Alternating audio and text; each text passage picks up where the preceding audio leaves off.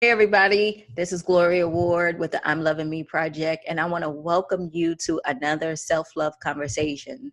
And tonight, the lady that I am going to be interviewing, you probably saw her post on Facebook. It is going crazy right now. There are so many people who's been liking and posting because her story is a story that you really want to hear just to see how it started and how she actually overcame what she overcame. So I'm going to just give you a little bit of an overview of Tonya Mckenzie. Now, we did a blog on her, and when I read the story, I was so, I was so shocked. I said to myself, we got to have her on this podcast. So let me read to you exactly what we have on our blog so you can get an idea. So her name is Tonya Mckenzie, and she's the author of a book called A Child's Memories of Cartoons and Murder. And it's her personal story and victory in surviving gun violence, sexual assault, and all out generational dysfunction. And it says, have any of your kids been in a federal witness protection program or survived gun violence and or sexual assault? She watched her mother get shot and her boyfriend get murdered at 4.5 years old.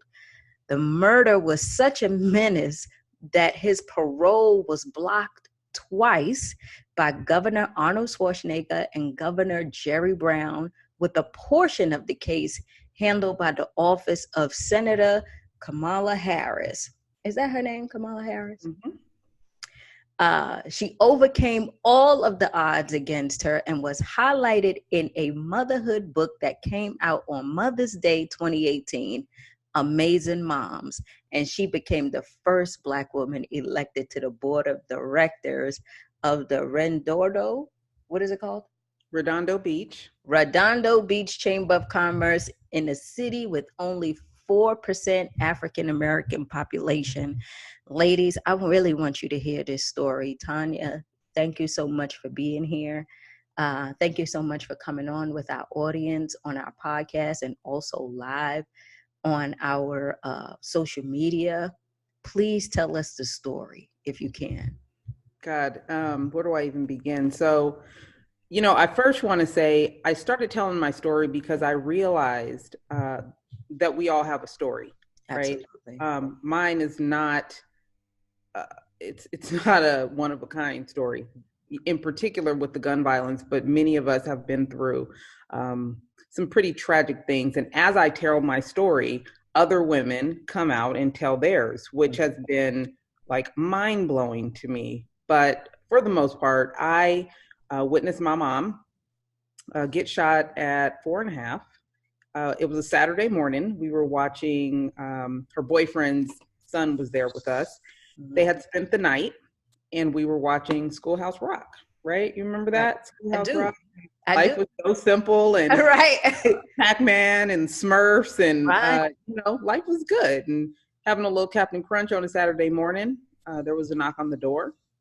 I, like most kids, were not allowed to open the door, so I had to call my mom. She came out in her robe, opened the door, and as she was opening the door, the men rushed in. It was chaotic. Went into the room. There was a lot of tussling and chaos going on. I was afraid, but I also had another little boy with me at the time. So, I'm trying to protect him. I'm 4.5. I'm trying to protect him like he's one of my baby dolls or something. Right. And all this madness is going on, and they come out the room and there's gunfire. And my mother actually fell right in front of me while we were sitting on the couch. It was a pull-out couch. Back in the days, you had a pull-out couch. Yeah. We could afford 2 bedrooms, so it was a 1 bedroom. My bedroom was the pull-out couch. It was right. bed at the time. Right. Fell right in front of me, and I was so shook I couldn't even reach for her. But looking at that scene, I still remember the smell of burning flesh. Wow. I still remember the carpet was green. And what that blood looked like mixed into that green carpet.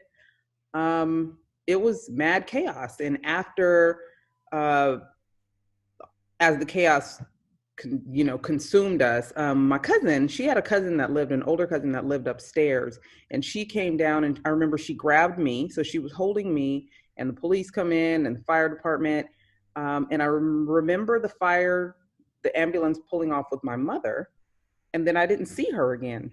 Mm-hmm. They took me to my grandmother's house, and I didn't see my mom again for a long time. Truth be told, I thought she had died. I hadn't Oh, seen she her. survived. Oh, thank you. Right, but I'll tell you how that came about. So no one ever talked about it. No one spoke about it at all. I literally went back to, that was a Saturday morning that happened. I went back to school on Monday. Wow. Nobody said a word. That's what we do. We don't talk about things in our families. We just keep moving right along. And you definitely don't talk to kids, right? Right. Kids It should were be seen and not seen and heard. not I know heard, that's what you. right? Not a grown folks' business. That's right. So that's kind of the mindset that was taking place. I went to school on Monday. Hadn't seen my mom in a while. I remember being at school one day, and some men came in suits and picked me up, took me to an airport from school, and there's where I was reunited with my mom at the airport. I remember us taking off in the airplane.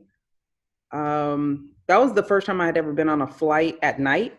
And it was almost like it was like fireworks. It was almost exciting. But it was also the first time I had seen my mom in months. Right. And they whisked us off to what I found out later as I did the research for the book, to New York. So we spent, man, I don't even know how long in federal witness protection program in New York. I just remember so many nights we would go to dinner with these nice white guys in suits. Yeah. And that was my life. We lived in a hotel. We went to dinner, men in suits. Right. As long as I could possibly remember. It was bananas. So after we did that, we moved back to the Bay Area. So I'm from the Bay Area, I'm from San Jose, California. The murder actually took place in Palo Alto. So I don't know how much you know about the Bay, but cities like Richmond, California, East Palo Alto, those places all had some of the highest crime rates and murder rates, death rates in our nation. Wow. I think Palo Alto had the highest AIDS rate for a while. Just bananas, like crazy stuff was going on at that time. So we moved back to the Bay Area. And what I found out later, because we lived in a place where there were a lot of other women with children. Right. There was no men though. It was just all women and their kids. So now I've left this situation in the hotel, and now we're in this place where there's only women and children. I come to find out later that we were in a prison for women with children. And a lot of these things, so a lot of these things, as I got older and started to just say them out loud, it sounded like something I've only heard in movies. Right. Like, are you kidding me? Right. So we come to find out, and when I talk about generational dysfunction, when all of this happened, the man that actually shot my mom and murdered her boyfriend was my uncle. It was her uncle, my great uncle. And my family had asked her to lie and say that he was coming in to protect her. Oh. So protect the family, right? We're protecting the family. Instead of saying he's a menace, just say he was trying to protect me. That was an accident. Right. And she did. Oh, okay. But law enforcement already knew the truth. Right. So she got charged with perjury. So after we get out of federal witness protection and he goes to prison, we're in jail. Correct. Wow. Yeah, so that lasted for a while. We got out. We wound up living with my grandmother. We moved to Stockton for a while. It was just a lot of bouncing around. And eventually, her and my grandmother got into it. We wound up in a shelter. So we went from bouncing around to shelter life. Eventually, we wound up getting our own place and continuing down that path. Thank the Lord for programs like Section 8, because had we not had Section 8, there's definitely no way that we would have had our own place. She just couldn't afford it. One of the things I didn't share in the blog is that when my mother got shot, she was pregnant. You lying. Right. So I found out while we were in the witness protection that she was pregnant. And she eventually had my little brother, and he had some behavior problems as a child. And for me, as the older sister and one that had gone through all this stuff, I was just like, why is he so bad? Like, God, he bad, can't take him nowhere. And we find out later, because it was hard for her to keep a job because she always had to leave work to go deal with something. So when she did get a job, she would have to leave work to go deal with some behavior problem. My brother got kicked out of preschool. I was like, I'm sorry, I'm not laughing, but I was like, come on, are you kidding me? This is my life. Right. But come to find out later, we tried to go see a therapist. She almost cussed the therapist out. So I think I have PTSD just in thinking that I would ever go see a therapist. Girl, you know how Black people are. We don't want to hear, we don't want anybody telling us how to raise our kids. Right. I thought she was going to fight that man. Oh, Lord. And, but come to find out, my brother did get tested. He had bipolar disorder. And it has been 30 something years now. And I think he's finally really starting to deal with that. But while I was writing the book, doing the research on even that, you start realizing that there are things that really take place when a woman is pregnant, right? Oh, absolutely. And how that actually affects the child. And it made me think a lot deeper than just my mom's situation. There are so many women that are in situations that are just unhealthy, unhappy, abusive, depressive, and all of those things do something to the child in their life. And that was my thing when I read your story, is how did all of this affect you? And was it negative or positive? Because it looks like it could go either way, right? And if it did go in a positive way, which we already know because you're doing so many wonderful things now, which we're going to talk about. I want to know what that journey was like. But was it a period once you started to discover everything that it went to a place where you questioned everything about yourself or your family? How was that? How did that trauma affect you? There was so many different levels to this, right? So you're starting at a young age, at like the 4, 5, 6, age, elementary school, where you're seeing other kids that have mothers and fathers. Right. Sometimes my mom was around, sometimes she wasn't. My dad was never around, which I never understood. And then just trying to process that, even the single parent household, you're trying to understand that. But then looking back on how all this stuff happened, you don't know as a kid what else happens in other people's homes. So I wasn't sure, you're just like, is this normal? Like, is this regular? Because we also had, when I say generational dysfunction, there was a lot of fighting that used to go on at our house. Like literally every weekend we would have birthday parties or some kind of gathering, and it would end with a fight, the police showing up, or bloodshed. Yep. Literally sitting at a table watching my grandmother get knocked out by one of her brothers. Like, and then we all go hang out again the next week. I had uncles and aunts that will always fight just like that. This is normal. And then there's nothing that tells you that this isn't normal. That is true. You really don't think, oh, well, something's wrong with me. Just like, this is my family and this is what we do. And even when I started to try to break that cycle later on, it was looked upon me like, what's wrong with you? Why are you tripping? Right. This is not normal. You're acting different. There's something wrong with you. Think you better. Somebody get in your face, you better get in their face back. Right. Like, no, man. But what basically wound up happening is as I got older in high school and a little more conscious of what is normal and not so normal, spending time at other people's homes, we get a little more freedom in high school. We hang out at different people's houses and you get to see like, y'all don't throw blows. Yeah, that's right. Like, y'all not arguing. You're not gonna hit them for that. You just going to bed. Like, this is what we do.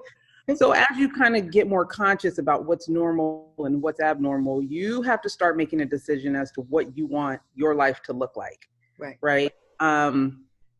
College, it really started to hit me a lot more. I started to rage a lot. I realized that I was just angry, ma'am. Yes. I'm gonna be honest. I've gotten into several fights in college. Like, I don't know how I made it out because I literally had fist fights, just mad and angry for no reason. I mean, clearly there's a reason, but I didn't know what it was at the time. Right. So, I tried my best. I'm generally a happy person by nature, but there are times when that rage just starts to fester. And also, one of the other things I didn't speak about is mental health, right? So watching my mother while she was pregnant, after she had her baby, dealing with the depression of losing someone that she loved and having a child by someone that she loved, who she is now raising by herself, there was a very high level of depression that a child living with someone going through mental illness is incredibly difficult. Absolutely. So watching her on days where she just couldn't get out the bed, or she's literally just crying for 12, 15 hours. Like, what kid wants to see their mother crying? Can't get out the bed. I learned how to cook at a very early age. By 6, I was changing my brother's diapers. Like, I was taking care of him because she couldn't. You sound like me. Yeah. Right. And that's 8 years old. I'm going to get my little sister, traveling on the bus to my aunt's house and paying money to go get her to bring her back home. I cannot fathom an 8-year-old doing that, but that was normal. That was normal. That was normal. So as we continue to just, push through these situations, you figure out what's normal, what's not normal, what you want to continue and what you don't. A lot of it was washed over by the word family. And I started feeling like that word was kind of almost used as a weapon, right? It was weaponized. Like, we're family, so you don't go against this. Right. We're family, so you better move past this and bring your tail over here on Saturday, because that's what we do. Right.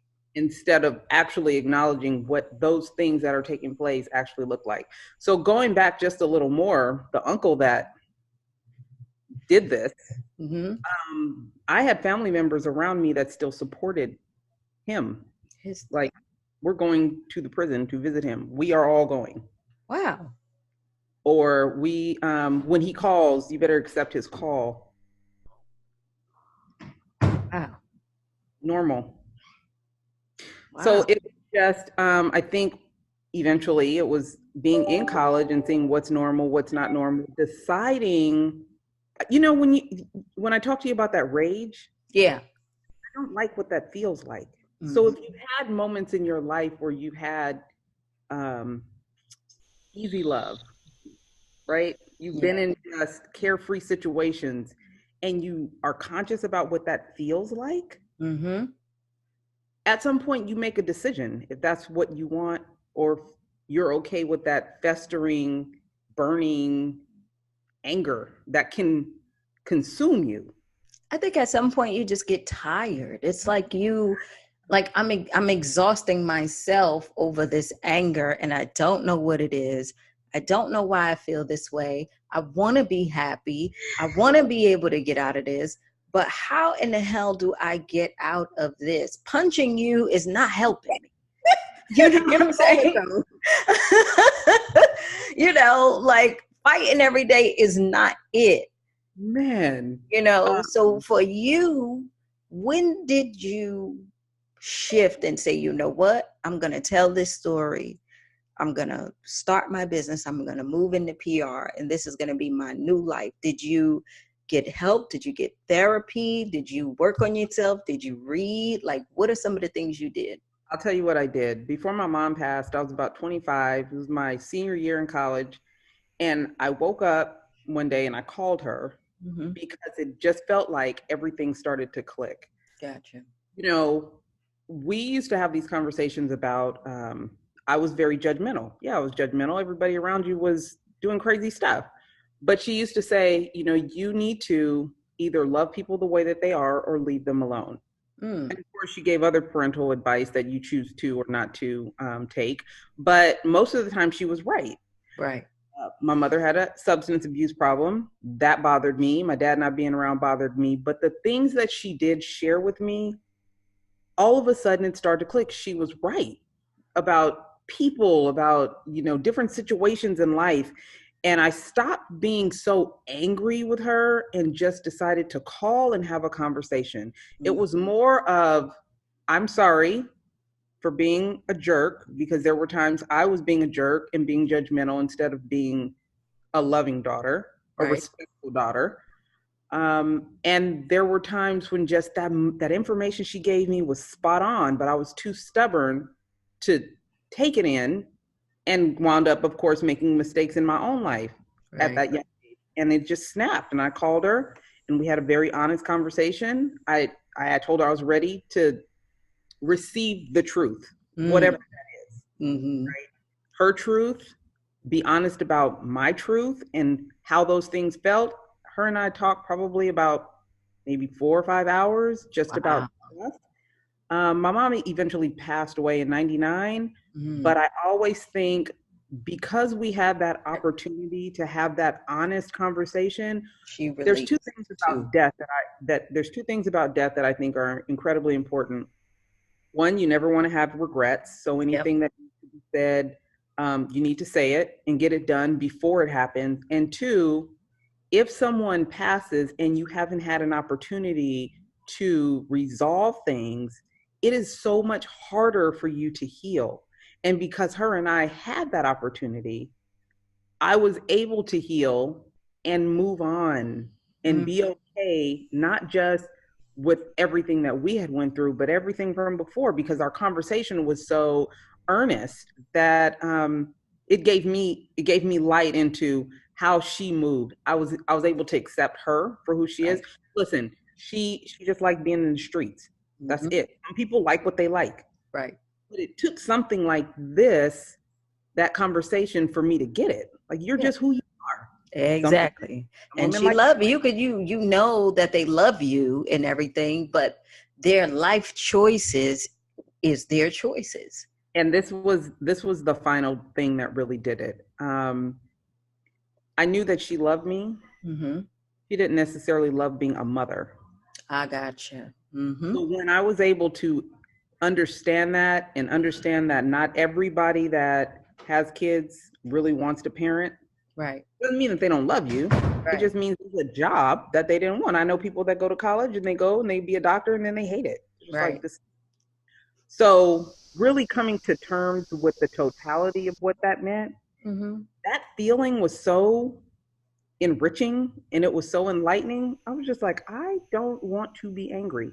Like that felt so good in that moment. I just moved forward every day with the understanding that I wanted that. I wanted truth. I wanted honesty. I wanted whatever my happiness was.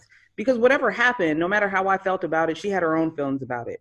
That gave me permission in my own life to say, I want my happiness. Right. What makes me happy?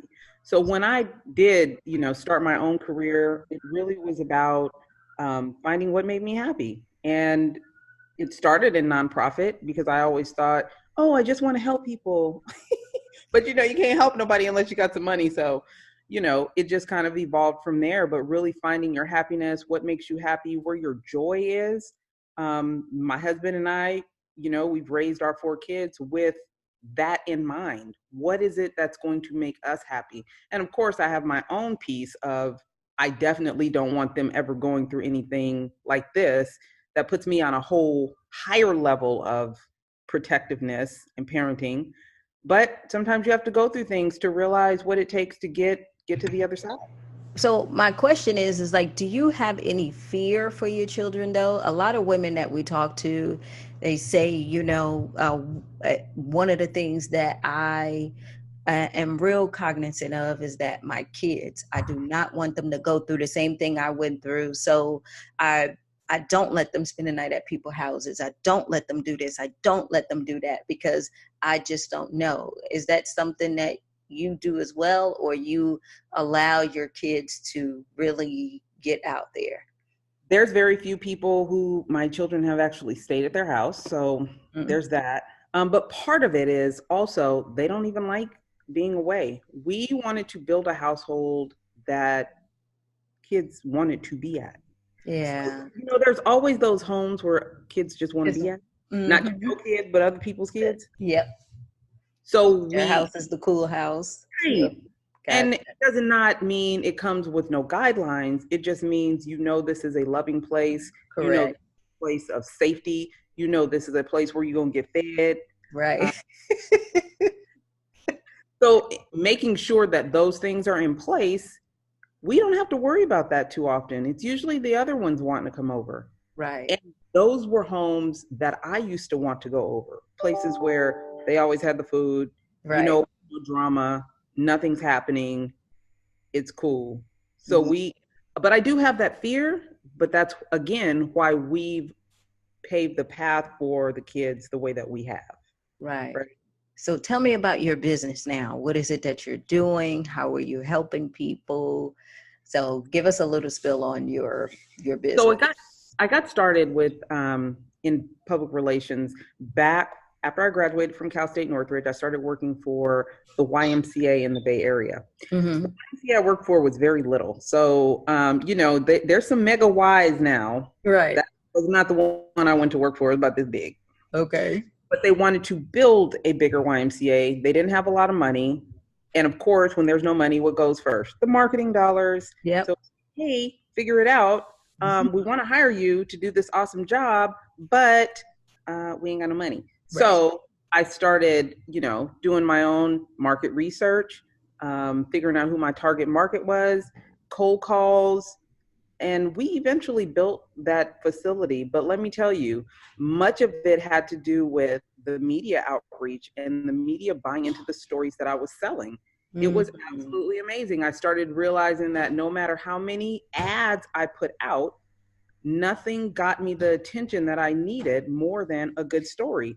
So sometimes I would make a story. Sometimes I was the story. Right. It didn't matter as long as I could get them to buy into what I was selling. I would go make a story. I'm not kidding. I was calling, calling editors, calling publishers just to see if they had any interest in our next steps, what we had going on, who we were bringing in. And I eventually wound up opening that facility. We raised together over $1 million. Wow. Facility, serviced the area. And from there, I've just been in marketing and advertising and PR for the last 20 years. So what wound up happening is I started a magazine out here in beach cities. I started a real estate agent magazine. I realized I don't like real estate agents. No, I'm just kidding. But selling advertisement was just not doing it. It wasn't penetrating enough. So with some of my advertisers, I would do PR work. Okay. Then I just decided, I'm going to open my own firm so that I can start working with the kind of people that I want to work with, that are telling powerful stories, that are doing some incredible work in their communities, and that made a difference. Yeah. And since then, I have had some amazing clients. I've turned down some people. And I think that is really what gives you power, is when you know that you don't have to work with everybody. Because everybody not have the work ethic you have. Everybody does not have the same mindset and think in the same values lane that you're in. It really matters when you can say, yeah, no, I don't, all money ain't good money, bruh. Right. I'm good with that. So being able to find the kind of people that you want to work with, tell their stories, and really amplify their voices and the things that they're doing. I really believe that's why you had to go through everything you went through. And that's why your stories work, where you had this experience and now you telling this story and really being able to tell other people's stories. I think the passion comes through that That's why your PR work is so successful, because you have the passion for it, because you have the experience. And I'm just so amazed about how you were able to actually go through all this stuff. And it's stuff that we haven't even talked about that's inside the blog. And you are a mom, you have kids, you have this business, you made your peace with your mom. My thing is what would you tell our women who have not actually been able to, receive that kind of peace? 'Cause like you said, the healing is much harder, and we have a lot of that. And for women who went through a traumatic experience, what advice can you give them to help them kind of rise out of their grief? One of the things you asked me was, did I go to therapy? Mm-hmm. My therapy was truth, right? When I got married, my dad asked to come to my funeral. I haven't talked about him because he hasn't been around. Right. So we had this conversation, and I basically asked him, can he just be honest with me about some things that I've never been able to ask him? And we went and had a sit down, and he allowed me to ask questions that I just needed answers to. But they were tough questions. They were very tough. Even with my mom, when I talked about that situation where we talked, it is important that we as women are able to handle the truth. That is our therapy. Stop being afraid of the truth and ask the tough questions and be ready to receive the tough answers. Yeah, it's scary, but you know what's scarier? Not knowing the truth or having someone lie to you to tamper your fear. That never, ever puts us in a good place, because we know better. Even if we're afraid of the answer, we know it's not the BS that somebody is feeding us. That is a woman's intuition. And I'll stand behind that until the day I die. We know better, but we don't ask the tough questions because we are so afraid of the answer. So for every woman that's out there that's dealing with something that's really afraid, don't be. You can't be more afraid of the truth than you are a lie that somebody is feeding you to keep you in whatever isolated box that you've been in with this untruth. Right. Whether it's your situation, your marriage, your parents, your kids, you have to be okay with the truth so that you can resolve whatever that issue is. Since your blog, I've had some pretty intense conversations. It always scares me to tell this story because every time I do, someone else has a revelation. Yeah. And I've had pretty scary revelations. And let me tell you, my advice is always the same. Go ahead. You'll be okay. Mm-hmm. We got you. Right. Because there's so many of us, just like you. Absolutely.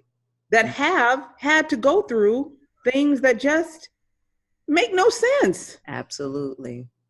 There's nothing that I went through from 4 to 18 that made sense, literally. Right. So there's nothing that you can tell me that's going to run me off, and there's nothing that you're going to tell me that I'm not going to support you. And then there's a village of women just like us. There's a bunch of us. There's We're here. Plenty. So that's it. That's really my advice: is don't be afraid of the truth. Thank you so much. I tell my women all the time, I said, you couldn't control what happened when you were younger. You couldn't control what was going on when you were a teenager. But now that you're older, you can go ahead and you can take your power back. You can start your own lane. All of the values that you had when you were younger, if they're not serving you, you can get rid of them. Yep. You grown now. You know what I'm saying? You can get rid of them. You are hecka grown. You could form new values. You could form new habits. Your house is the cool house. You know what I'm saying? Growing up, the house wasn't the cool house, but now your house where the kids come is the cool house. That's a standard that you set. You know, that's the stuff that you started for you and your kids. And it's so hard to break that sometimes because it's kind of like what you said. You never get to see what's going on behind closed doors in someone else's house. So you believe that this is just what it is, and that's all you know. Whereas, like, no, I tell them all the time, no, what you're in is not, it is dysfunction, it's toxic. And they say, well, how so? Because you're not happy.